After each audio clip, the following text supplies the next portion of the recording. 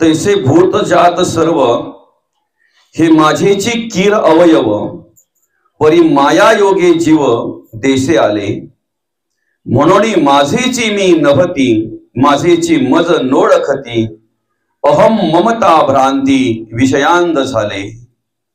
प्रस्तुत प्राप्त समयी आजच्या या प्रवचन रूपी सेवेकरिता घेतलेल्या ओव्या गीतेतील अध्याय क्रमांक 7 आणि 7व्या अध्यायातील ओवी क्रमांक 66 आणि 67 या ओव्यांमध्ये माऊली आपल्याला मार्गदर्शन करत असताना म्हणतात, तैसे भूतजात सर्व हे माझेची कीर अवयव परी माया योगे जीव देशे आले म्हणून माझेची मी नभती माझेची मज नोळखती अहम ममता भ्रांती विषयांध झाले। अर्थात या ठिकाणी माऊली तुम्हाला ओळख करून देत असताना म्हणतात की हे जे शरीर आहे, हा जो देह आहे, हा देह देवाचा आहे। शरीर कोणाचं आहे? देवाचं आहे। कोणी निर्माण केलंय? देवाने निर्माण केलंय। पण परिस्थिती अशी झाली की आम्ही मायेच्या जाळामध्ये अडकल्यामुळे, आम्ही विषयांध झाल्यामुळे ज्याचं आहे त्यालाच विसरलो। बरं का बाबा? ज्याचं आहे त्याला विसरलो आपण, आणि ज्याचं आहे त्याला विसरलं आणि नको त्याप्रमाणे स्वैरवैर वागायला लागला। बरं का? मायेच्या जाळामध्ये अडकून, मायेच्या जाळामध्ये गुंतून त्या ठिकाणी मायाधीन होऊन अज्ञानामध्ये वावरायला लागला, अंधश्रद्धेमध्ये वावरायला लागला, विषयाधीन झाला, विषयांध झाला। आणि म्हणून विषयांध झाल्यामुळे जो तुम्हा आम्हाला सर्व काही करण्यासाठी भगवंत सामर्थ्य देतो, जो अंतरात्मा म्हणून तुम्हा आम्हाला सांभाळतो, निर्गुण रूपामध्ये तुमच्या आमच्या अंतःकरणामध्ये आपल्या आतमध्ये राहून जो तुम्हा आम्हाला सामर्थ्य देतो, त्या देवाचं काय झालं? आपल्याला विस्मरण झालं, आणि विस्मरण झाल्यामुळे आपल्या आयुष्याचं गणित चुकलं।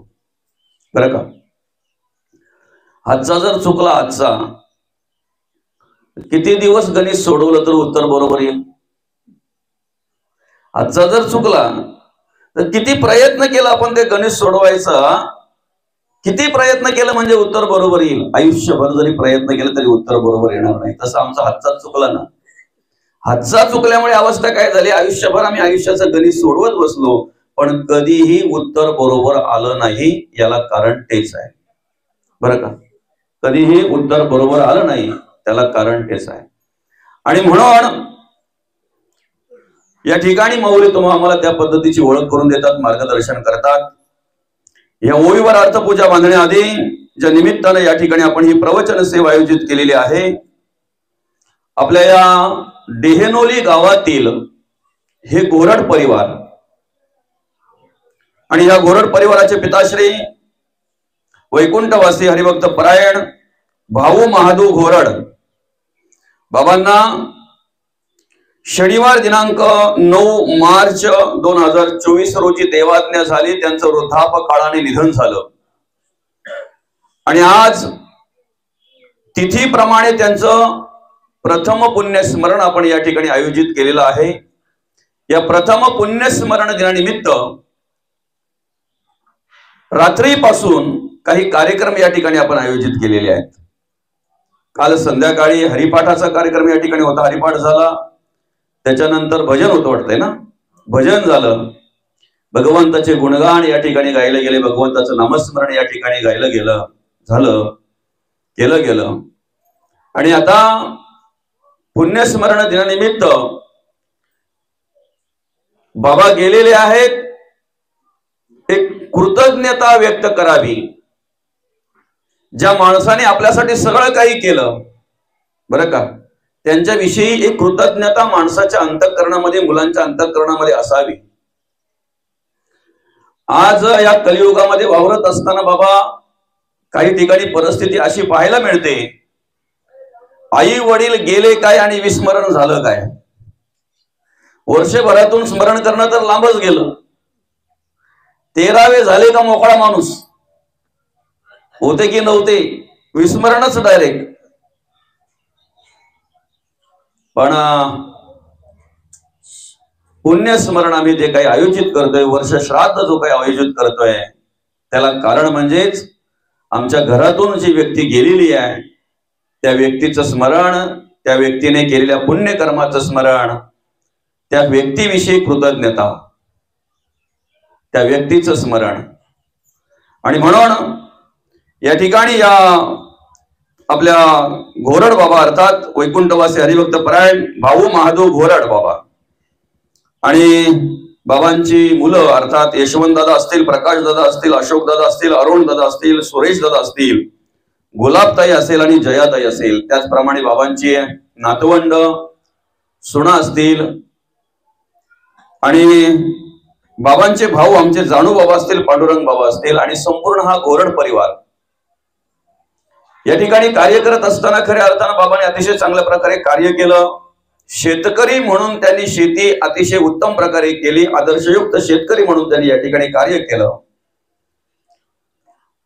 आजची परिस्थिती जर पाहायला गेलं, आजची सध्याची चालू वर्तमान काळातली परिस्थिती जर पाहायला गेलं तर 2 मुलं आई वडिलांना सांभाळायला भारी पडतात.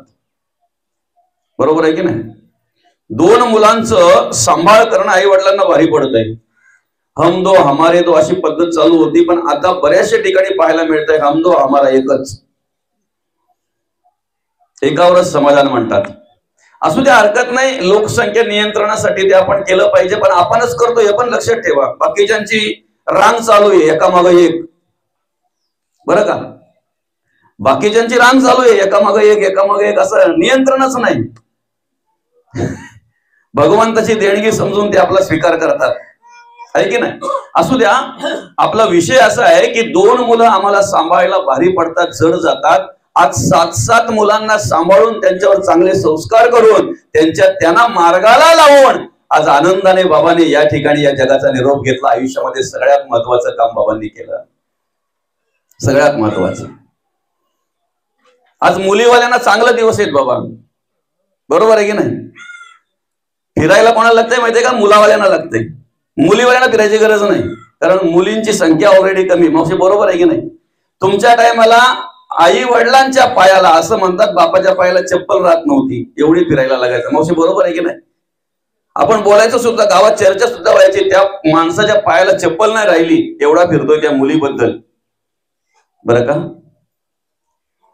संस्कारी असायच्या मुली, अतिशय चांगल्या प्रकारे मेहनत करायच्या, मेहनती असायच्या, आई वडिलांच्या आज्ञेमध्ये राहणाऱ्या असायच्या, आई वडिलांच्या शब्दाच्या पलीकडे जाणाऱ्या नसायच्या. तरी सुद्धा त्यावेळेला मुलींची संख्या जास्त असल्यामुळे बापाच्या पायाला चप्पल राहत नव्हती त्या मुलीचं जमवता, बरं का? आज 5 मुलांची लग्न या ठिकाणी बाबांनी करून 2 मुलींची लग्न केली, बरं का? आणि वयाच्या 86व्या वर्षी तुमचा आमचा निरोप घेतला बाबांनी. बाबांचं मदभाग्य असं की बाबांनी मुलांवर संस्कार केले, पण नातवंडांना सुद्धा मार्गदर्शन करण्याचं भाग्य बाबांना लाभलं. नातवंडांना सुद्धा संस्कार करण्याचं, मार्गदर्शन करण्याचं भाग्य बाबांना लाभलं. आणि खऱ्या अर्थानं या ठिकाणी आपले वैकुंठवासी हरिभक्त परायण भाऊ महादेव घोरड बाबा यांनी शनिवार दिनांक 9 मार्च 2024 रोजी तुमचा आमचा निरोप घेतला. अर्थातच आजच्या दिवशी तिथीप्रमाणे बाबांनी तुमचा आमचा निरोप घेतला. दुःख तर सगळ्यांनाच आहे ना, बाबा जाण्याचं दुःख मुलांना आहे. पितृक्षेत्र हरपल्यानंतर त्या मुलांवर काय प्रसंग, काय दुःख येते ते त्यांनाच माहिती, बरं का? कारण आम्ही आमच्या आयुष्यामध्ये अनेक प्रकारच्या प्रगत्या करतोय ना, शिड्या चढतोय आम्ही प्रगतीच्या बाबा, पण ज्या वेळेला आम्ही प्रगतीची शिडी चढतोय ना, त्यावेळेला आशीर्वादाचा हात आमच्या पाठीवर ठेवणारा बाप नसल्याची खंत आम्हाला असते, याचं दुःख आम्हाला असतंय, बरं का? जेव्हा आम्ही आमच्या आयुष्यामध्ये जे काही चांगलं काम करतोय ना, त्यावेळेला शबासकीची थाप देणारा बाप आमच्या पाठीवर नाहीये, आमच्या पाठीवर शबासकीची थाप देणारा बाप नाहीये, याची आठवण, याचं स्मरण आम्हाला अखंड असतंय. या घोरड परिवाराविषयी जर सांगायचं झालं तर काही काळापूर्वी, अर्थात 2-4 वर्षापूर्वी मातृक्षेत्र हरपलं. आणि मातृक्षेत्र हरपल्यानंतर लगेचच 2 वर्षामध्ये, 1.5-2 वर्षामध्ये पितृक्षेत्र हरपतंय. एकावर एक असे दुःखाचे प्रसंग या ठिकाणी पाहायला मिळाले, एकावर एक असे दुःखाचे प्रसंग त्यांच्यावर आले, बरं का? पितृ जाण्याचं दुःख त्या मुलांना आहे, मुलींना आहे. जेव्हा बापाची आठवण येते तेव्हा कधीतरी बापाच्या जवळ जावं, बापाशी 4 गोष्टी चांगल्या बोलाव्यात. आता दुसरं लागतंय काय? वृद्ध माणसांना काय लागतंय दुसरं? म्हाताऱ्या माणसांची काय अपेक्षा असते? माझ्या मुलीने माझ्या जोडीला यावं, 2-4 शब्द जरा चांगले बोलावे, जरासं व्यवस्थित बोलावं. पोट भरून बोललं म्हणजे त्यांचं त्याच्यातच पोट भरते, त्यांना पंचपक्वान्नाची गरज नाहीये. म्हणून त्यांच्या घरी कोणी आलं ना का त्यांना असं वाटतंय बसावं, पोट भरून बोलावं. घरी तो कोणी पाहुणा असू द्या, पाहुणा जरी असेल ना तरी वृद्ध माणसांची काय अवस्था असते माहितीये का, त्याने बसावं, 2 गोष्टी माझ्याशी बोलाव्यात आणि मग बिनधास्त त्याने निघून गेलं तरी चालेल. किंवा कुठेतरी ते वृद्ध माणसं पाहुणे गेलीत तर त्यांना खाय प्यायला काही विशेष लागत नाही, फक्त त्यांच्या जवळ बसा, आनंदाने त्यांच्याशी 4 गोष्टी चांगल्या बोला, हेच त्यांना लागतंय. आज जरी आमच्या ताईला वाटलं ना की बाबांशी बोलावं तरी सुद्धा बोलू शकत नाही. का? बाबाच निघून गेलं. आमच्याकडे गोष्टी भरपूर आहेत, बाता भरपूर आहेत, पण बाबा निघून गेले ना ऐकणारे, आई निघून गेली ना ऐकणारी. दादांना जरी वाटलं की कधीतरी आमच्या बाबाला अमुक गोष्ट विचारावी, हे कशा पद्धतीने काय करावं, बाबांचं मार्गदर्शन घ्यावं, खऱ्या अर्थाने आज आम्हाला मार्गदर्शनाची गरज आहे. पण मार्गदर्शन करणारे बाबा मात्र निघून गेले, बाबा मात्र निघून गेला. आणि भावांसाठी म्हणायचं म्हटल्यानंतर भाऊ या शब्दाचाच अर्थ आहे उभा. उलट केला भाऊला तर काय होतंय? उभा. सुखात असो वा दुःखात असो भावाच्या पाठीशी खंबीरपणे उभा राहणारा भाऊ ज्या वेळेला जातोय ना आणि मार्गदर्शन करणारा मोठा भाऊ जातोय, त्या वेळेला भावांना काय दुःख होतंय ते त्यांनाच माहिती असतंय, त्यांनाच माहिती असतंय. खऱ्या अर्थानं बाबांच्या जाण्याने या गोरड परिवाराने एक मोठं दुःखाचं सावट पसरलेलं आहे. मित्र परिवार असतील, अपतेष्ट असतील, त्यांची मुलं असतील, मुली असतील, नातवंड असतील, बरं का. पण या ठिकाणी महत्वाचं सांगावं असं वाटतंय की बाबांनी आपल्या मुलांवर चांगल्या प्रकारे संस्कार केले. संस्कार करता करता सामाजिक कार्य केलं, समाजाची सेवा केली, जे काही चांगलं करता येईल तेवढं केलं. चांगले जगले, वागले, चांगल्या प्रकारे राहिले, चांगल्या प्रकारे त्यांनी कार्य केलं. समाजामध्ये, कुटुंबामध्ये जेवढं चांगलं कार्य करता येईल तेवढं केलं, बरं का. पण महत्वाचं काम त्यांनी केलं जे माणसाने प्रत्येकाने नरदेह मिळाल्यानंतर करायला पाहिजे. ऐकताय ना? मुलं बाळ सगळे सांभाळतात, संसार सगळेच करतात, प्रपंच सगळेच करतात, ज्याच्या वाट्याला शेतीवाडी आली ते सगळेच सांभाळतात. आतापर्यंत त्याची स्तुती आपण केली, आतापर्यंत त्यांचं स्तवन आपण केलं की बाबांनी आदर्शयुक्त शेतकरी म्हणून कार्य केलं, त्यांनी चांगल्या प्रकारे संसार केला, मुलांना सांभाळले, मुलींना सांभाळलं, नातवंडांच्यावर त्यांनी चांगल्या प्रकारे संस्कार केले. ठीक आहे, पण त्यांच्या आयुष्यामध्ये तुम्हा आम्हाला नरदेह मिळाल्यानंतर प्रत्येक माणसाने जे महत्वाचं कार्य करायचं ते आध्यात्मिक क्षेत्रामध्ये कार्य बाबांनी केलं. म्हणून बाबा गेले, पण त्यांच्या नावाच्या पुढे हरिभक्त परायण ही उपाधी लागलेली आहे. हरिभक्त परायण कोणाच्या पण पुढे न लागत, ते कोणाला पण बोलवत मी हरिभक्त परायण. काय बाजारातल्या काल्या पिशवी घेऊन येणाऱ्याला बोला हरिभक्त परायण म्हणाल का? 83,99,999 योनी असताना सुद्धा आम्हाला 84,00,000 योनी भगवंताने दिली. काय मनुष्य देह नरदेह कशा प्रकारे निर्माण केला, उभ्या कण्याचं निर्माण केलं, विशेष बुद्धी दिली, जगण्याचं स्वतंत्र दिलं, आणि विशेष म्हणजे 4ही वाचा आम्हाला दिले, परा, पच्छंती, मध्यम आणि वैखरी. आपल्यालाच आहेत ना. बोलण्याचं स्वतंत्र आहे, सांगण्याचं स्वतंत्र आहे. भूक लागली आम्ही मागू शकतो. एखाद्या गोठ्यामध्ये जर बैल असेल, समोर रास पडलेली असते पेंढ्यांची, पण भूक लागल्यानंतर सांगू शकत नाही, मालका एक गुड्डी टाक रे पेंढ्याची, एखादा पेंढा टाक, मला नाही सांगू शकत. भूकही लागलेली आहे, समोर पेंढाही दिसतो, पण सांगू शकत नाही. आम्ही मात्र आम्हाला भूक लागली, काय हवं नको ते सगळं सांगू शकतो, मागू शकतो. जगण्याचं स्वतंत्र भगवंतांनी आम्हाला दिलेलं आहे, नरदेह दिलेला आहे. हा नरदेह मिळाल्यानंतर आम्ही काय केलं पाहिजे हे मार्गदर्शन मिळावं म्हणून गाथा वाचली पाहिजे, गीता वाचली पाहिजे, ज्ञानेश्वरी वाचली पाहिजे. आम्हाला संतांच्या वाङ्मयाची काय गरज आहे?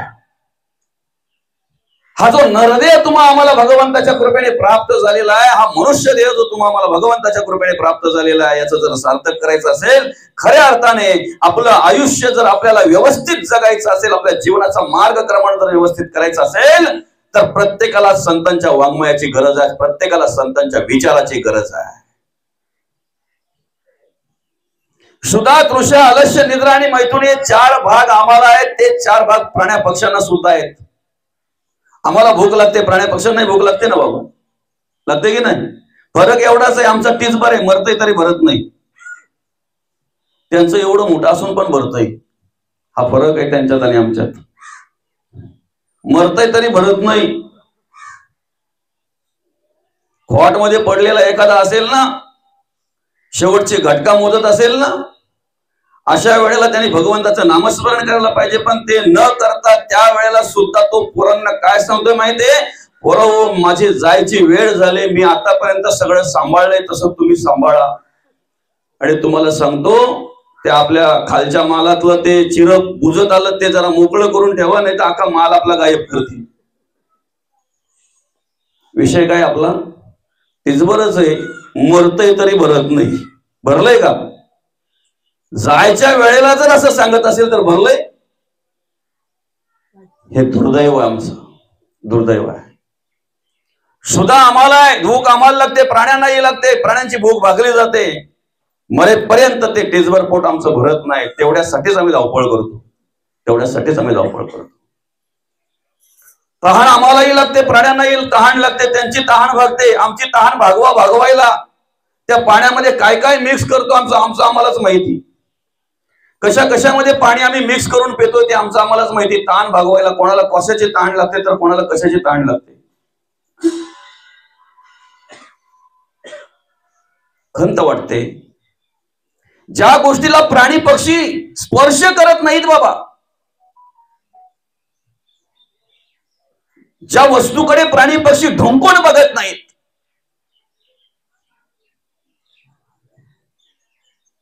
ते व्यसन करून आम्ही बर्बाद होतो.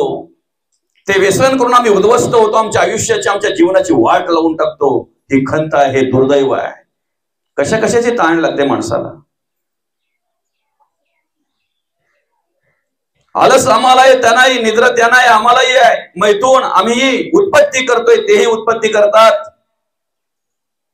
एवढंच कार्य करून जर आम्ही या जगाचा निरोप घेत असू तर आपल्यात आणि प्राण्यांच्यात फरक काय, फक्त विचार केला पाहिजे. काय फरक आहे आमच्यात आणि प्राण्यांमध्ये, काय फरक आहे? अरे नरदेह जो तुम्ही आम्हाला दिलेला आहे ना, हा विशेष आहे. कशासाठी दिलेला आहे? एकदा अंतरात्मा गेल्यानंतर चौघांच्या खांद्यावर जाताना अनेक लोक तुम्हाला आम्हाला सांगतायत रामनाम. काय बोलतात? रामनाम सत्य आहे, रामनाम सत्य आहे, रामनाम सत्य आहे. चौघांच्या खांद्यावर असलेल्याला उपयोग काय त्याचा? अंतरात्मा निघून गेला, ऐकणारा निघून गेला ना. सत्य आहे त्या सत्याची ओळख घेणारा निघून गेला. तो सत्य असताना, ते सत्य कार्य करत असताना, ते ब्रह्म असताना, तो अंतरात्मा असताना सत्याची ओळख घ्या. अंतरात्मा गेल्यानंतर देहाचं काय झालं याचा विचार करण्यापेक्षा, काय होईल याचा विचार करण्यापेक्षा, अंतरात्मा असताना मी काय केलं पाहिजे याचा आत्मबोध जर घ्यायचा असेल तर जगद्गुरु तुकोबांना अनुभवा, माऊली ज्ञानोबांना अनुभवा, त्यांच्या पावलावर पाऊल ठेवून चाला. काय केलं पाहिजे आम्ही, याच्या व्यतिरिक्त आम्ही काय केलं पाहिजे? सुद्धा तृषा आलस्य निद्रा मैथून याच्या व्यतिरिक्त आमचं कर्तव्य काय? कशासाठी नरदेह दिलेला आहे? भगवंताचं स्तवन करायला आम्हाला भगवंताने वैखरी दिलेली आहे, बोलू शकतो आम्ही. कधीतरी देवाचं नामचिंतन आम्ही करतोय का? विचार केला पाहिजे. कधीतरी भगवंताचं स्तवन आम्ही करतोय का? भजन आम्ही करतोय का? याचा विचार आम्ही केला पाहिजे. कशासाठी वैखरी कशासाठी दिलेली आम्हाला? आम्हाला नरदेह कशासाठी दिलेला आहे? नंतर विचार करून फायदा नाही, असतानाच विचार केला पाहिजे. बाबांनी बाबांच्या आयुष्यामध्ये जे महत्वाचं काम आहे ते केलं. आध्यात्मिक क्षेत्रामध्ये कार्य केलं. 25-30 वर्ष जवळ माळकरी म्हणून या ठिकाणी त्यांनी कार्य केलं. आध्यात्मिक क्षेत्रामध्ये कार्य केलं, भगवंताचं नामचिंतन केलं, समाजामध्ये जे काही चांगलं कार्य करता येईल ते केलं. आणि भगवंताचं नामचिंतन करत या जगाचा निरोप घेतला, तुमचा आमचा निरोप घेतला. येताना काय घेऊन आलो रे आपण? क्या लेके आयो रे जग में, क्या लेके जाएगा? 2 दिन की जिंदगी है, 2 दिन का मेला. आमच्या येतानाची परिस्थिती जर बघितली तर आमच्या अंगावर कपडे सुद्धा नव्हते. होते का? येताना काय घेऊन आलोय आपण? काही नाही. खाली हात आया है, खाली हात जाएगा. येताना आम्ही काहीही घेऊन आलेलो नाही.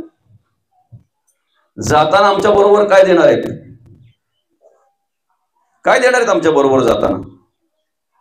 देतील काही? आईला गंडन लय आवराची, तेवढी जाऊ दे आईच्या बरोबर. बाबा चैनी शिवाय कधी राहिला नाही आमचा, तेवढी चैन असू द्या ना गल्यात.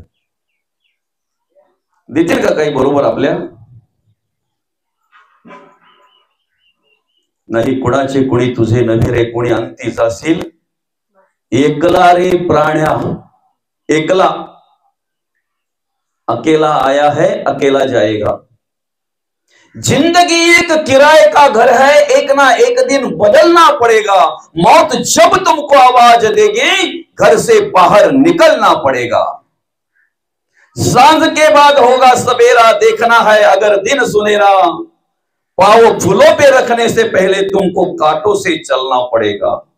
जिंदगी एक किराए का घर है, एक ना एक दिन बदलना पड़ेगा. काही देणार नाहीत आपल्या बरोबर. कपाळाला चिटकावायचा ठोकळाही आमचा नसतो, कारण आमच्याकडे सुट्टे नसतात ना, नुसत्या नोटाच. काय अभिमान कसला करतोय आम्ही? काय असतंय आमच्या बरोबर? मी अनेक ठिकाणी गरिबांच्या अंतिम संस्कारासाठी गेलोय बाबा. गरीब माणसांच्या मैतावर अनेक ठिकाणी गेलोय मी. गरिबांचे कफन बघितलेत, त्यांना खिसे नसतात. तुम्ही श्रीमंताचे कफन बघितलेत का? त्याला खिसे असतात का बरं? कफन गरीबाचा असो नाही तर श्रीमंताचा असो, कफन को जब नाही होती, खिसा नसतो. खिसा नसतो एवढं स्मरणात ठेवा, मग काय करायचं ते पुढं समजेल तुम्हाला.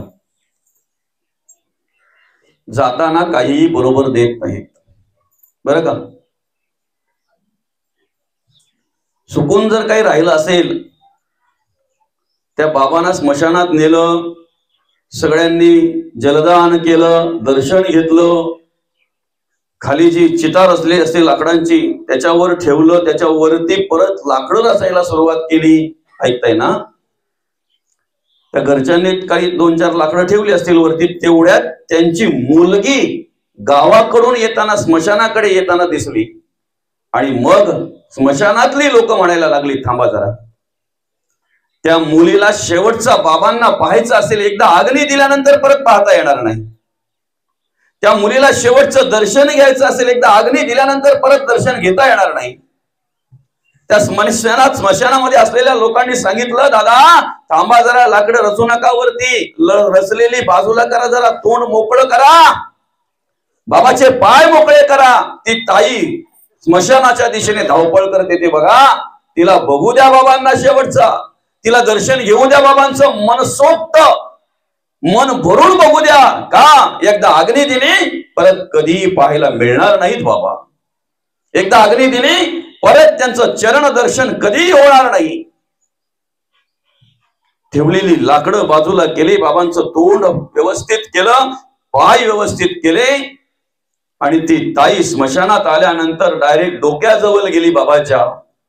डोकं इकडे तिकडे फक्त केलं आणि तशीच स्मशानाच्या बाहेर जाणार. तेवढ्यात त्याच स्मशानातली माणसं विचारतायत, ताई ग एवढ्या लांबून तुला येताना बघितली, आम्हाला वाटलं बाबाला डोळे भरून पाहशील, बाबाच्या चरणाजवळ जाशील, बाबांच्या पायाजवळ जाशील, चरणाचं दर्शन घेशील, पण असं काही न करता तू इथे आली, बाबाचं डोकं फक्त इकडं तिकडं केलं, मान इकडे तिकडे केलं, निघून चालली. काय करायचं होतं तुला नेमकं?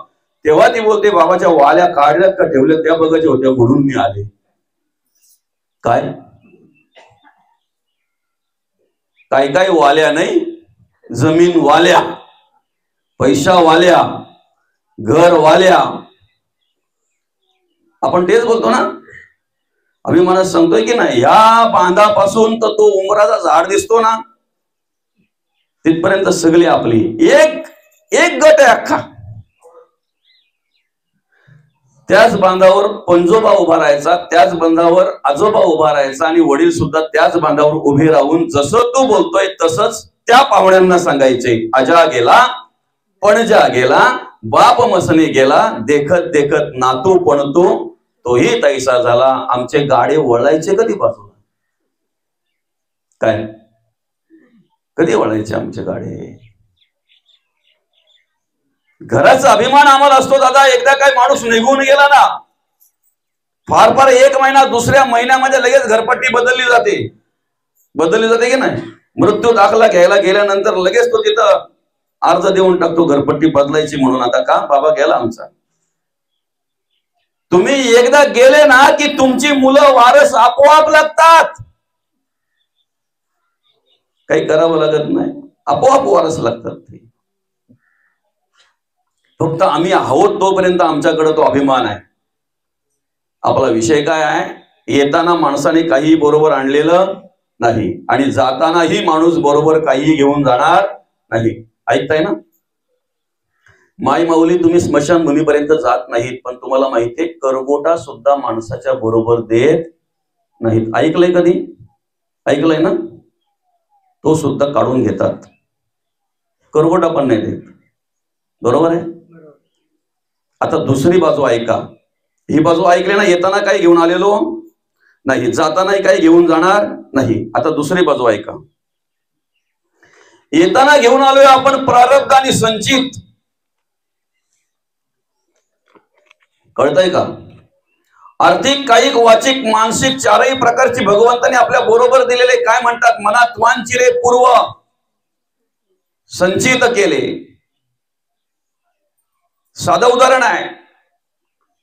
आमच्या घरी जर 4 पाहुणे येणार असतील तर ती पाहुणे येण्याच्या आधी आम्हाला जेव्हा कळतंय तेव्हा त्या 4 पाहुण्यांची व्यवस्था आधी आम्ही करतोय.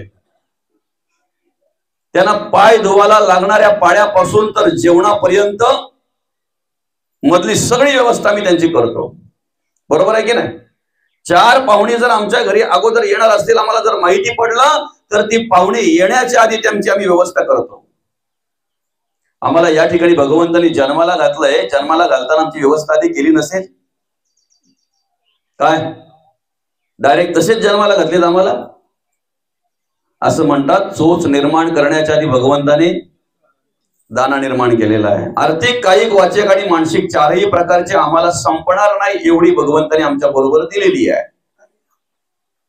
संपणार नाही एवढी आधी व्यवस्था केलेली आणि ती व्यवस्था आम्ही बरोबर घेऊन आलेलो. काय? संचित आणि प्रारब्ध आमच्या बरोबर आम्ही घेऊन आलेलो आहे. आम्हाला क्रियमान कर्म करायची आहेत. आमचं जीवनाचं समतोल या 3 गोष्टींवर अवलंबून आहे. संचित, प्रारब्ध आणि क्रियमान कर्म. जी आम्ही आता कर्म करतोय ती क्रियमान कर्म, हे बरोबर आम्ही घेऊन आलोय. म्हणून कोण कोणत्या घरात जन्माला यावं हे तुमच्या आमच्या हातात नव्हतं. होतं जन्म कुठे व्हावा हे आपल्या हातात होता माऊली? नक्की ना? जर आपल्या हातात असत आपण कुठे जन्म मागितला असता? लई शेतात काम करायला लागतंय, राब राब राब राब राब राबाला लागतंय, तरी त्याच्या घरात मागितलं असता?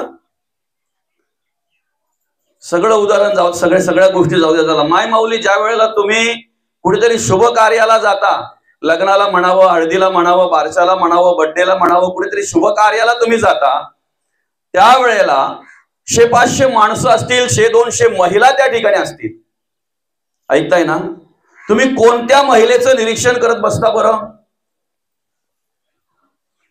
कोणत्या महिलेकडे एकटक लावून बघता तुम्ही? आता तुम्ही सांगताय का मी सांगू? ज्या बाईच्या गळ्यामध्ये जास्त सोनं आहे, मी काही खोटं बोलत असेल तर सांगा बाबा, महाराज तुम्ही खोटं बोलताय म्हणून. ज्या बाईच्या गळ्यामध्ये जास्त सोनं आहे त्या बाईचं आम्ही निरीक्षण करत बसतो. बरं, फक्त निरीक्षणच करत बसतो का मनामध्ये काही येतंय आमच्या? तेही सांगू का आता? नको. आम्ही ज्या वेळेला एखादा करोड रुपयाचा बंगला पाहतोय, 2-4 गाड्या त्या बंगल्याच्या पुढे उभे पाहतोय, अशा प्रकारे आम्हाला सगळं मस्त फार्म हाऊस वगैरे शेतीवाडी सगळं पाहायला मिळालं की मग आम्हालाही वाटतं ह्या घरी यायला पाहिजेत होतं. नुसता देवाचाच काम केला असता. देव बोलतो तिथे आला असता तर कदाचित तो आतापर्यंत नसताच, पण बर्बाद झाला असता. सगळेच नाही बर्बाद होत, पण बऱ्याचशा ठिकाणी पाहायला मिळतात. म्हणून संत म्हणतात, जैसी स्थिती आहे तैशा परीर आहे, कौतुक तूप आहे संचिताचे. ऐका, जन्म आमचा कुठे व्हावा हे आमच्या हातात नव्हतं, पण योग्य ठिकाणीच आमचा जन्म झालेला आहे. कारण ऋणानुबंधाच्या गाठी आहेत 83,99,999 योनीमध्ये. जे आम्ही केलंय ते आता फेडायचं आहे. ज्या आई वडिलांचे ऋण आमच्यावर आहे त्याच आई वडिलांच्या पोटी आमचा जन्म झालेला आहे. आई वडिलांची सेवा करणं आमचं आद्य कर्तव्य आहे. ज्या बाईचे ऋण आमच्यावर आहे, ज्या बाईवर ऋण आमचे आहे, तीच बाई आम्हाला प्राप्त झालेली आहे. नव्हे ज्या मुलांचे आमच्यावर ऋण आहेत, आमचे ज्या मुलांवर ऋण आहेत, तीच मुलं आमच्या पोटी जन्माला आलेली आहेत. ज्या समाजाचं, ज्या घराचं, ज्या कुटुंबाचं ऋण आमच्यावर आहे, त्याच घरामध्ये, त्याच समाजामध्ये आणि त्याच कुटुंबामध्ये आमचा जन्म झालेला आहे. स्वीकारलं पाहिजे. ठेविले अनंत तैसेची राहावे, चित्त असू द्यावे समाधान. स्वीकारलं पाहिजे. आम्ही जन्म कुठे व्हावा हे आमच्या हातात नाहीये. आता मला पुढच्या प्रश्नाचं उत्तर द्या. मृत्यू कधी यावा, कुठे यावा, कसा यावा हे आमच्या हातात आहे का? दोन गोष्टीचं सत्य आहेत ना, जन्म आणि मृत्यू. बाकीच्या गोष्टी खऱ्या आहेत की खोट्या आहेत मला माहिती नाही आपल्या आयुष्यातल्या, पण ह्या दोन गोष्टी मात्र सत्य आहेत. जन्म झालाय, मान्य करावा लागेल. ज्या अर्थी तुम्ही दिसताय त्या अर्थी जन्म झाला, त्याला मृत्यू आहे. प्रत्येक गोष्टीला पर्याय आहे, मृत्यूला पर्याय नाही. आणि मृत्यूला पर्याय नाही म्हणून सगळ्यांनी नेण्याच्या आधीच महादेव स्मशानभूमीमध्ये जाऊन बसलेत. महादेव कुठे आहेत? पुढे ऐका ना. ज्या ठिकाणी लिंग असेल ना त्या ठिकाणी शिवालय म्हणतात. काय म्हणतात त्याला? शिवालय. पण मला अशी अनेक गावं पाहायला मिळतात की त्या ठिकाणी पांडुरंगाचं मंदिर नाही, हनुमंताचं मंदिर नाही, दत्तगुरूंचं मंदिर नाही, श्री गणेशाचं मंदिर नाही, बरं का. अशी अनेक गावं पाहायला मिळतात की त्या ठिकाणी म्हणजे मंदिरच नाही अशी गावं पण पाहायला मिळतात.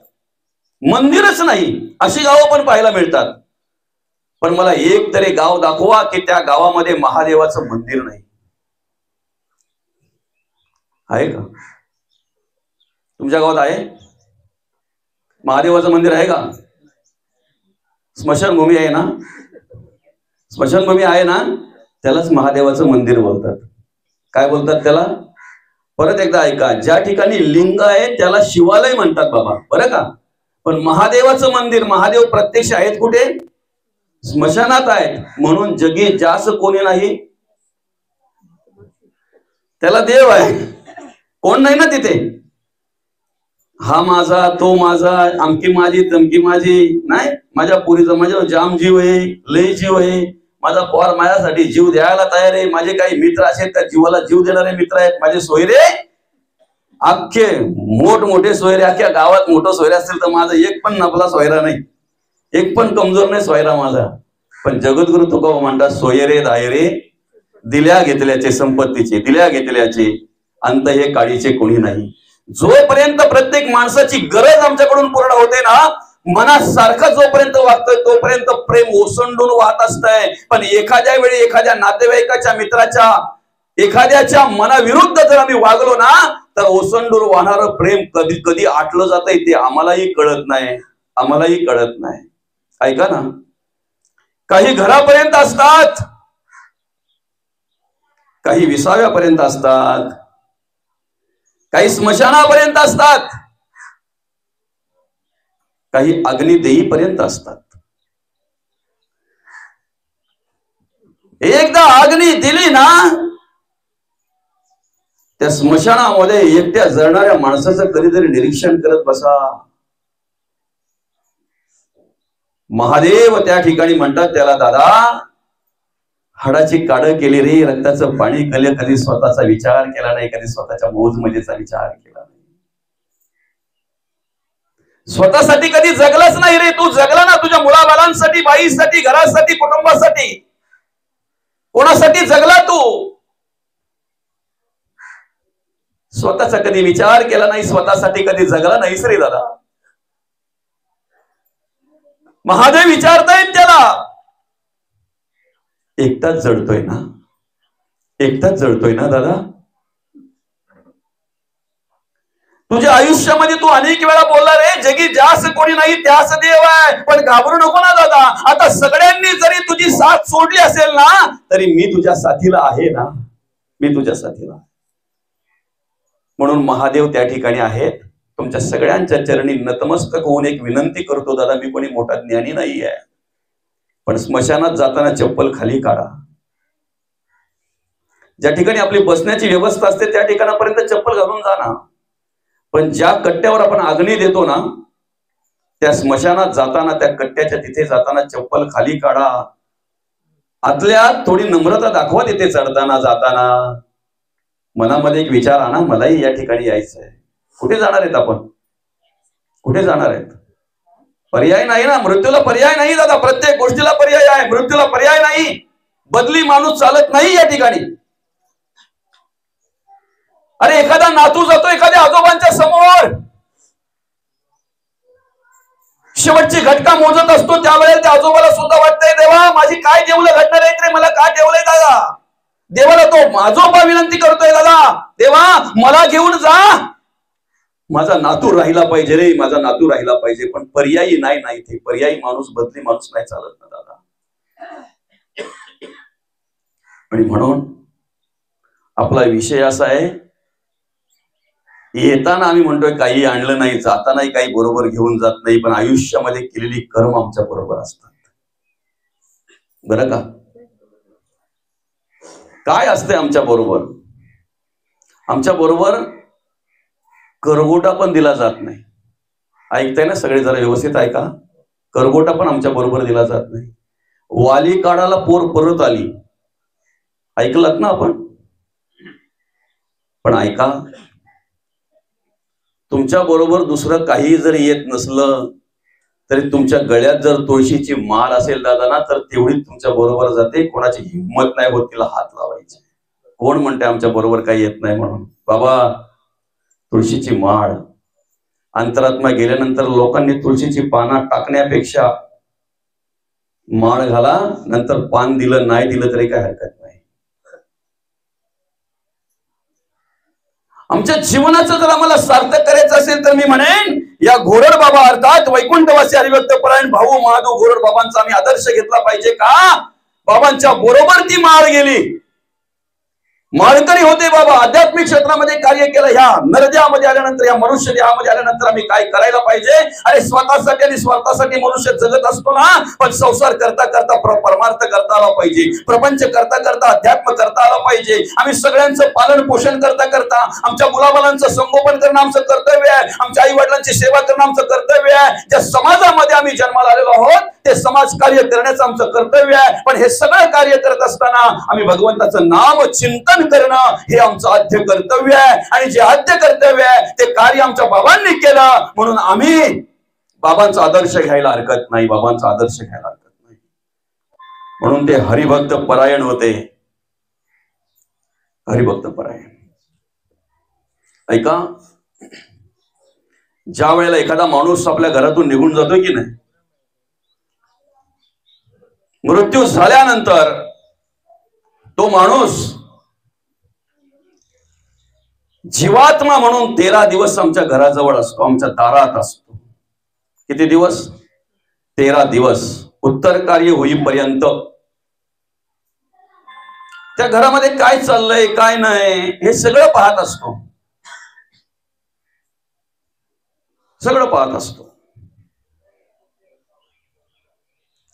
म्हणून पुराणामध्ये उल्लेख आहे, आपल्या घरातून ज्या वेळेला एखादा माणूस आपला निघून जातो ना, त्यावेळेला कमीत कमी 13 दिवस तरी त्या घरामध्ये दात काढून हसू नये. ऐकताय ना? आनंद हर्ष असा दाखवू नये, आनंद अतिशय आनंद असा दाखवू नये, अतिशय हर्ष असा दाखवू नये. कारण तो जीवात्मा, जीवात्मा बरं का, काही श्रद्धांजलीच्या वेळी मृतात्मा म्हणतात, दावा द्याला थांब दादा, आत्मा कधी मृत होत नाही, मृतात्मा नाही जीवात्मा. प्रेताचा आत्मा चालेल, मृतात्मा नाही. तो जीवात्मा 13 दिवस त्या ठिकाणी असतो. म्हणून त्या वेळेला तुमच्या घरामध्ये कोणाची निंदा करू नका, नालिस्ती करू नका, कोणाचा मत्सर करू नका, तिरस्कार करू नका. तेवढ्या दिवसांमध्ये तुम्हाला जेवढं पुण्य कार्य करता येईल तेवढं करा. भुकेल्याची भूक जाणार, तहानल्याची तहान जाणार. भगवंताचं नामचिंतन जेवढं करता येईल तेवढं करा, जेवढं भगवंताचं नामचिंतन करता येईल तेवढं करा. एकदा काय 13वे झाले, उत्तर कार्य झालं, ज्ञानदान झालं, अन्नदान झालं, पिंडदान झालं, जलदान केलं की मग त्याचा प्रवास सुरू होतो त्या जीवात्म्याचा यमलोकाकडे. ऐकताय ना? यमलोकाकडे त्याचा प्रवास सुरू होतो. त्या प्रवासामध्ये त्याच्या बरोबर 2 पैकी 1 गाठोडा असतो. माऊली, जन्म आमच्या हातात नाही आणि मृत्यूही आमच्या हातात नाही. ही गोष्ट पटली ना तुम्हाला? जन्म आमच्या हातात नाही आणि मृत्यूही आमच्या हातात नाही. पण जन्म आणि मृत्यू याच्या मधला काळ ज्याला असतो त्याला काय म्हणतात? आयुष्य. ऐका जरा, काय म्हणतात त्याला? आयुष्य. ते आयुष्य किती असावं हे आमच्या हातात नाही. ते आयुष्य किती असावं हे आमच्या हातात नाही, पण ते आयुष्य कसं असावं हे आमच्या हातात आहे. ते आयुष्य कसं असावं हे आमच्या हातात आहे. आणि त्या आयुष्यामध्ये जीवनाची वाटचाल करत असताना आम्ही दोन प्रकारच्या पैकी एक प्रकारचा गाठोडा गोळा करत असतो. एक तर पुण्याचा किंवा पापाचा. गाठोडी दोनच. कर्माचे प्रकार अनेक आहेत, कर्म करून घेणारे अनेक आहेत. बरं का माऊली? कर्माचे प्रकार अनेक आहेत, कर्म करणारी इंद्रिय अनेक आहेत. आमच्या डोळ्यातून काय घडतंय, आमच्या कानातून काय घडतंय, आमच्या मुखातून काय घडतंय, आमच्या सर्वांगाने आमच्या सर्व इंद्रियांकडून काय घडतंय. कुठल्याही इंद्रियाकडून घडणारं कर्म माणसाला चुकत नाही. डाव्या डोळ्याने पाप कर्म केलेली डाव्या डोळ्याला फेडायला येतात, उजवा फेडत नाही. डाव्या हाताने पाप कर्म केलेली डाव्या हातालाच फेडायला येतात, उजवा हात फेडत नाही.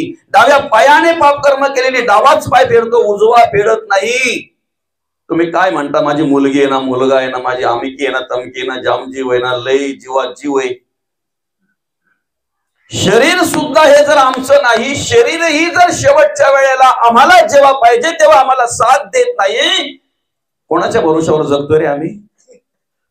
तुझं नव्हे हे शरीर तो इतरांचा काय विचार. आता एक भगवंत साचार धरी भावार्थ बळी. त्या आयुष्यामध्ये आम्ही काय गोळा करतोय, पुण्य की पाप? त्या दोन पैकी एक गाठोड आमच्या बरोबर असतो. हा देह कोणाचा आहे? तू कोण, कोणाचा, कोठून आला शिकायचा हा विचार पूर्वीचा जाण बाबा. एखादा अनोळखी पाहुणा जर आमच्या घरी आला तर आम्ही पहिले त्याला विचारतो, पाहुणं, पहिला विषय असतो कुठून आलात. पहिला काय असतो विचार आपला? कुठून आलात. काय नाव बरं आपलं? कोण बरं तुम्ही? काही काम होतं का? प्रश्न कळतायत ना तुम्हाला? पहिला प्रश्न काय? कुठून आलात. बोधले महाराज म्हणतात, आलासे कोठून जासे कवण्यारे ठाया, घरदार नोहे तुझे अवघी लटकीच माया, सावध होई बापा काळ लागला मापा, प्रपंच गुंतू नको पाय बुडत असे पापा. पालण्यात झोपवलेल्या मुलांना मदालसा माता उपदेश करते. हा देह नासिवंत मलमूत्राचा बाधा, वरी चर्म घातले रे कृमी कीटकाचा साधा, रव रव दुर्गंधी रे अमंगळ तिचा बाधा, स्मरे त्या हरिहरा शरण जाई गोविंदा. या देहाचा भरवसा पुत्र न धरावा ऐसा, माझे माझे म्हणून या बहु दुःखाचा वळसा, बहुत ठकियले मृग जडाच्या आशा, कृष्णा सांडोनी या योगी गेले वनवासा. मदालसा माता पालण्यात झोपवलेल्या मुलाला उपदेश करतायत. आमचं काय आहे दादा? काय आहे? फक्त आम्ही बोलतोय मी कमवून आणतोय, मी आणतोय म्हणून तुम्ही खाता. 4 दिवस जर गेलो नाही तर भूक जरायला लागेल तुम्हाला. लगेच ती बाई पण बोलते, गप्प बसा, अजून चहा पण करता येत नाही, मी बनवून देते म्हणून तुम्हाला टायमाला भेटताय तरी. मी समजताय का? घेतलेल्या ओव्याच अशा आहेत ना, 7व्या अध्यायातील ओवी क्रमांक 66 आणि 67 काय म्हणतात माऊली? तैसे भूत जात सर्व हे माझेची कीर अवयव. आपण कोणाचे आहेत? देवाचे आहेत ना. तू कोण? मी दिनेश. कुठून आला? उशीद वरून. उशीद मध्ये आईच्या गर्भातून, पित्याच्या रेतातून, अन्नातून मूळ काय आहे? म्हणून तर जगद्गुरु तुकोबा ओळख करून देताना म्हणतात, आम्ही वैकुंठीचे वासी. आलो ह्याची कारणासी, हेच कारण. देवाचं, देशाचं आणि धर्माचं कार्य आमच्याकडून घडावं म्हणून आम्हाला भगवंतांनी नरदेह दिलेला आहे. संतांचा विचाराचा प्रसार आणि प्रचार आमच्याकडून घडावा, धर्माचं कार्य वाढावं, धर्माचं कार्य घडावं म्हणून हा भगवंताने आम्हाला नरदेह दिलेला आहे. याची कारणाशी आलेलो आहे. कमीत कमी निवांत बसून आपण आपल्याला विचारा, मी देवाचा आहे का? काय म्हणतात भगवंत, तैसे भूत जात सर्व हे माझेची कीर शरीर, कीर अवयव. आपलं स्वतःला विचारा ना, मी देवाचा म्हणण्याच्या पात्रतेचा आहे का?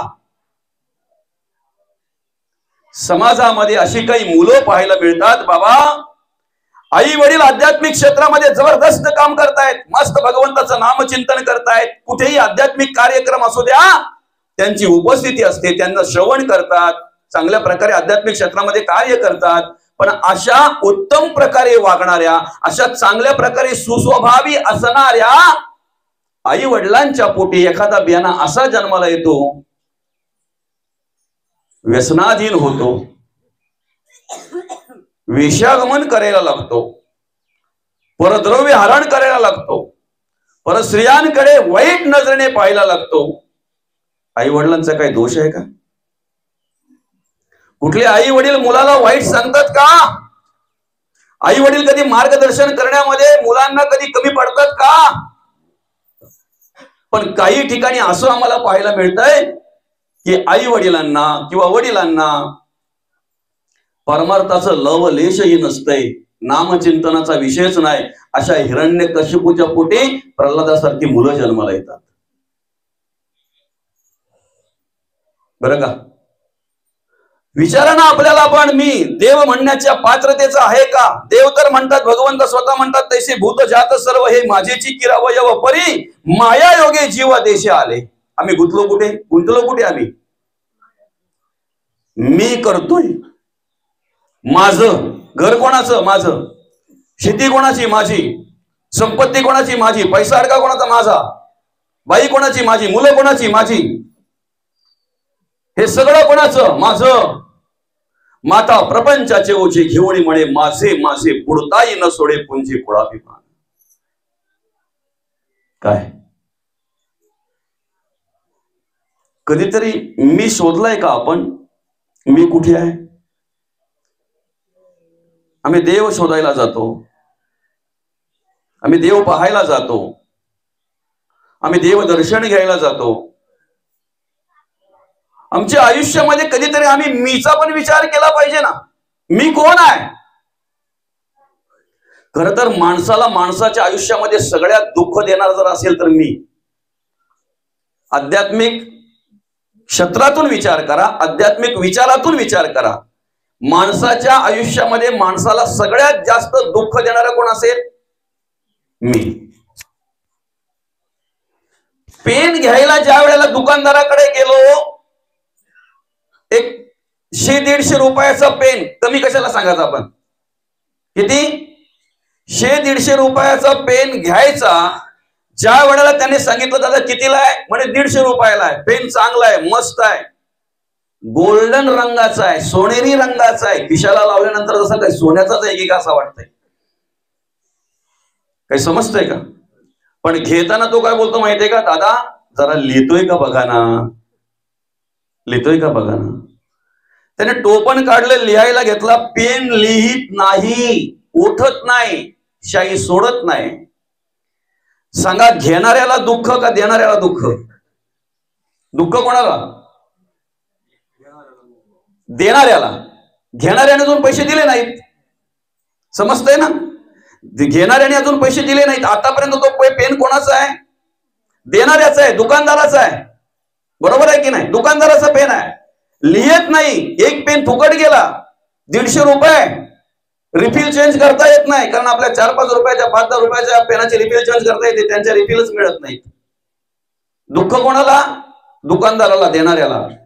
तो पेन लिहिला, ओठला व्यवस्थित, मी घेतला. समजतंय ना? मी घेतला म्हणजे तो पेन कोणाचा झाला? माझा. मी आणि माझा. आपलं चाललंय कशावर? मी आणि माझा. पेन माझा घेतला, मी घेतला, माझा झाला, मी खिशाला, माझ्या खिशाला लावला. मी सोडू नका शेवटपर्यंत. मी माझ्या खिशाला लावला पेन. 2 दिवस व्यवस्थित चालला, 3ऱ्या दिवशी बंद पडला, काही केल्या लिहित नाही. आता दुःख कोणाला? ज्या वेळेला वस्तू माझी म्हणून मी स्वीकारतो आणि त्या वस्तूविषयी ममत्व निर्माण होत आहे, ती वस्तू झाल्याचं दुःख तेव्हा आम्हाला प्राप्त होत आहे. मग सांगा, आमच्या आयुष्यामध्ये दुःख देणारं सगळ्यात जास्त जर कोण असेल तर मी. बरोबर आहे की नाही? मी. माझं आहे ना ते कोणी घेता कामा नये, दुसऱ्याचं मला आलं चालेल. म्हणून ते बाई बोलते ना, मागच्या वर्षी 1 डझन वाट्या आणल्या, फक्त 13च वाट्या मांडणीव आहेत, 1 वाटी काही भेटतच नाही. किती डझन आणल्या? 1 डझन. 1 डझन मध्ये किती येतात? हा, तुमच्याकडे 12 येतात? 12 येतात, आमच्याकडे पण 12च येतात. तिच्या मांडणीवर किती आहेत? 13. तिच्या 12 मधल्या 1 गेले, ती शोधते, पण 2 कोणच्या आल्या त्या तिला माहित नाही. आमचं गेलं का आमच्या जीवाला लागतंय, दुसऱ्याचं कोणाचं आलं का आमच्या मनाला जरा समाधान वाटतंय. आमचा अंगणा जर असा वय सरकवून जर लोकांनी घेतला तर लई तलपाच्या मस्तकाला जाते, पण आमच्या दगडी दर वेळेला सरकत्यात. जरा बरा वाटतंय आम्हाला. काय माझं गेलं का मग दुःख आहे ना. मी शोधा कुठे आहे, शोधा ना मी कुठे आहे. समोर बैलगाडी चालली होती, त्याला विचारलं, दादा काय आहे? ते म्हणे बैलगाडी आहे. कुठे आहे, दाखव रे. झुक्याला हात लावला, झुक्यार आहे. धुरांडीला हात लावली, धुरांडी आहे. सैलाना हात लावली, सैला आहेत. पट्ट्याला हात लावलं, पट्ट आहेत. साठीला हात लावली, साठी आहे. चाकाना हात लावलं, चाका आहेत. काय आर पाट आंबवाना कानखिली आस पेटी पॉटकुट कुट चिंबी तारा काय राहिला का? कानखिली राहिला काही? प्रत्येक पार्ट ना पार्ट वेगळा केला. दादा बैलगाडी आहे कुठं? आस पेटी कुठे बैलगाडी? डांबरे राहिलं ना मधलं. डांबरे बैलगाडी आहे कुठं? मी आहे कुठे? मी हे हात आहेत, गाल आहेत, तोंड आहे, डोकं आहे, छाती आहे, पोट आहे, पाय आहेत. मी आहे कुठे? मौली आम्हाला त्या हरिपाठामध्ये 25 तत्वांची ओळख करून देतात. 7, 5, 3 दशकांचा मेळा. बरं का? 7, 5, 3 दशकांचा मेळा. त्या ठिकाणी मौली आम्हाला हरिपाठामध्ये 25 तत्वांची ओळख करून देतात. नाथ महाराज आम्हाला त्यांच्या हरिपाठामध्ये 35 तत्वांची ओळख करून देतात. खर तर हा देह 84 तत्वाचा निर्माण झालेला आहे. किती तत्व आहेत? 84 तत्व आहेत. मौली प्रत्येक तत्वाना तत्व जरी वेगळं केलं ना, प्रत्येक तत्वाना तत्व, जसं आपण गाडीचा एक एक पार्ट बाजूला केला की नाही, बैलगाडी आहे नाही ना. प्रत्येक तत्वाना तत्व जरी आमचं बाजूला केलं तरी सगळ्या तत्वांमध्ये मी हे तत्व नाही आहे. बरं का? या ठिकाणी 4 देह आहेत, स्थूल सूक्ष्म कारण आणि महाकारण. त्या 4 देहाच्या 4 स्थित्या आहेत, जागृती, स्वप्न, सुषुप्ती आणि तुर्या. 4 अभिमान आहेत, विश्व, तेजस, प्राज्ञा आणि प्रत्येक आत्मा. 4 स्थान आहेत, नेत्रस्थान, कंठस्थान, हृदयस्थान आणि मूर्धनी. 4 शक्ती आहेत, इच्छाशक्ती, द्रव्यशक्ती, क्रियाशक्ती आणि ज्ञानशक्ती. 4 मात्रा आहेत, आकार, उकार, मकर आणि अर्धमात्रा. 4 गुण आहेत, रजगुण, तमगुण, सत्वगुण आणि शुद्ध सत्वगुण. 832 तत्व ही झाली. या ठिकाणी एक अंतःकरण पंच कार्य करते. अंतःकरण मन, बुद्धी, चित्त आणि अहंकार. 5 तत्व अंतःकरण पंचकाची झाली. या ठिकाणी प्राण पंचक कार्य करते. प्राण, अपान, व्यान, उदान आणि समान. प्राणपंचकाची 5 तत्व झाली. विषय पंचक कार्य करते. शब्द, स्पर्श, रूप, रस आणि गंध. ज्ञानेंद्रिय पंचक कार्य करते. नाक, त्वचा, डोळा, कान, जीभ. कर्मेंद्रिय पंचक कार्य करताय. वाचा, पाणी, पाद, शिक्षण आणि गुद. 25 तत्व ही झाली. 32 तत्व ती झाली. या ठिकाणी पंचभूतात्मक देह आहे. पृथ्वी, आप, तेज, वायू आणि आकाश. या पंचभूतांनी प्रत्येक 5-5 तत्वांनी एक एक भूत निर्माण झालेला आहे. अस्थि, मांस, त्वचा, नाडी आणि रोम ही पृथ्वीची तत्व आहेत. या 5 तत्वांनी पृथ्वी निर्माण झालेली आहे. ती पृथ्वी ज्या आपापासून निर्माण झालेली आहे. पृथ्वी कशापासून निर्माण झाली? पाण्यापासून ना. आपापासून ना, ते आपाची 5 तत्व आहेत. शुक्लित, श्रोणित, लाळ, मूत्र आणि श्वेद.